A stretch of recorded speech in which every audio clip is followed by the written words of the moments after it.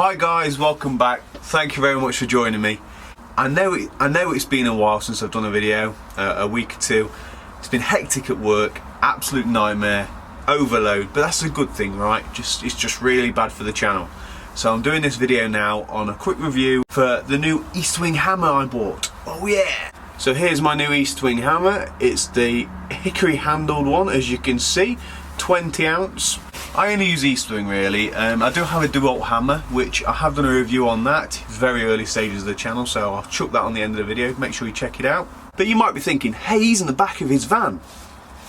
Yeah, my wife wasn't too happy about all the videos, so I've been evicted to the back of the van for my videos.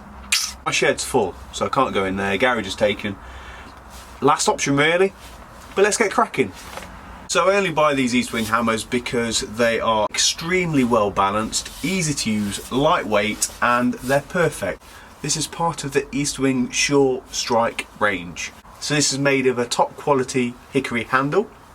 It's 20 ounces or 567 grams I think it is. It's got a nice smooth face with the curved claw because I use that type of hammer. It's about 14 inches or 356 millimeters in length. And again, it's made in the USA, so you know it's going to be good. Thumbs up guys. These hammers, I can't credit them enough. I'm not disappointed. You know I normally don't do a review unless I've had this for a good couple of months, which I have done. And it's still in really good condition. A few little scruffs on it, nothing major. But again, I was using it today because I use these quite regular. Not disappointed at all. Perfect, as I said, lightweight, easy to swing, nice and easy to maneuver. This is a perfect, beautiful hammer. Excellent quality, great craftsmanship. As you can see, nice and smooth, part of the Surestrike range.